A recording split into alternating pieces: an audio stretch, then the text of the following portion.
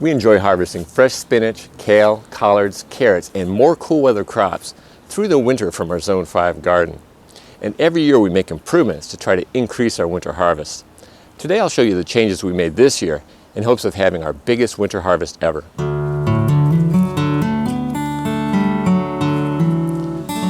Our basic approach to fall and winter gardening is to extend the growing season for cool weather crops by using double cover. We apply the first layer of cover when temperatures start to dip around freezing, and then we apply the second layer when temperatures start dipping into the lower 20s, which will be very soon. On top of that basic approach, we also make other changes in hopes of increasing our winter harvest. Let's take a look at what I did this year by starting here in this cold frame.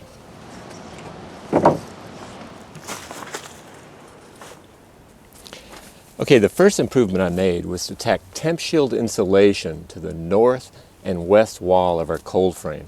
This insulation is made for greenhouses and it's a bubble insulation with foil laminated on both sides. It's very reflective. It reflects 97% of light, which will help our plants grow, and provides a little bit of insulation from the cold.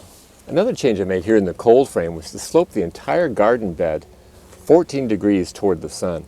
This slope will keep the soil warmer and will result in more direct rays of sun hitting the plants. I kind of see it like a solar panel.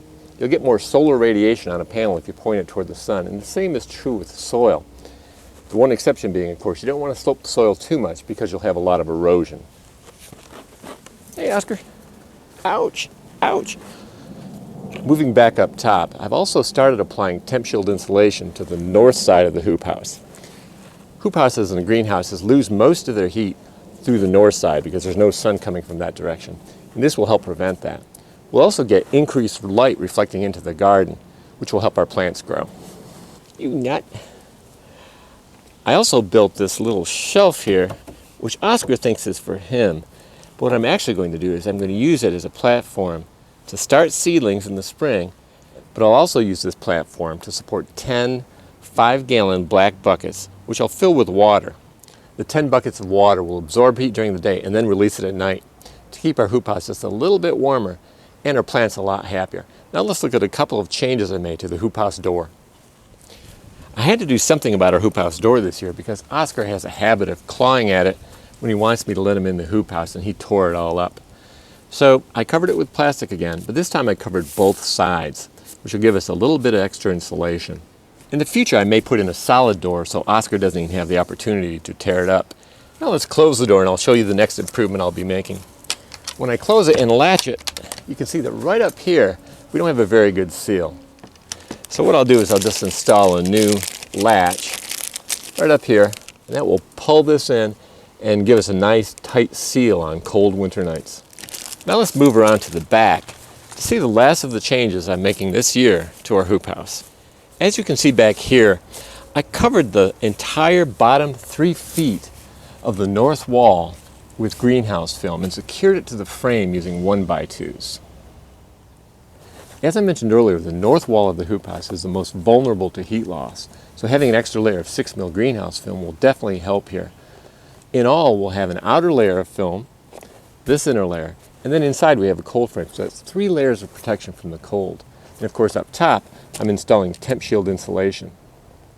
And another point I wanted to make about all the greenhouse plastic you see in our garden is that we never throw it away. So for example, even though this greenhouse plastic is probably 10 years old, it might be the first we ever purchased, and it's too cloudy to use on the hoop house in front, it's perfectly fine for the north wall. The cloudiness doesn't matter at all here because there's no sun coming from the north. And even though Oscar put a lot of holes in it over the years, we just patched it up with some greenhouse tape. So this old, foggy, beat-up greenhouse film will continue to work just fine here on the north wall of our hoop house for years to come.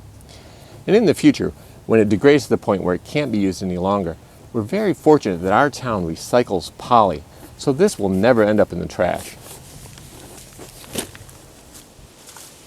Now let's take a look at a few more changes I've made to the winter garden, starting here with this little bed of red kitten spinach.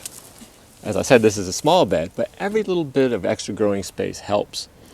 And all we'll have to do to keep this spinach growing all winter long is to cover this cold frame with a glass top, starting next month when it gets really cold.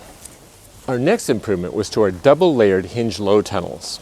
I built them last fall and they did just fine last winter. They had no trouble with the snow load.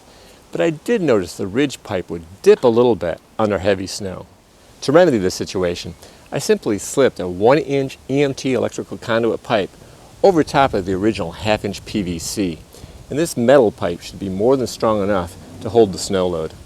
Finally, the last change I made this year to increase our winter harvest was to expand the winter garden in the front yard. Let's go take a look. Last winter was the first time we ever expanded our winter garden into the front yard. We grew kale in one of our fire ring raised beds under a single layer of cover, and it did very well. This year I've expanded the front yard winter garden to 2 of our fire ring raised beds. In this bed we're currently growing lettuce, Swiss chard, and kale. But the Swiss chard and lettuce may not make it through the winter under just one layer, so I do have some kale that I can transplant out here if those plants die back. And in the second raised bed we're growing 2 kale varieties, Starbor and Cyber Frill. These were just transplanted out here about a week ago. Now let's head out back to finish today's video. I hope you enjoyed this look at the changes we're making this year to increase our winter harvest. If you'd like to learn more about our basic approach to winter growing, please see this link. If you enjoyed this video, please give it a thumbs up. And if you haven't already, please subscribe for more videos on how to grow a lot of food on a little land without spending much or working harder than you have to. Careful, boy.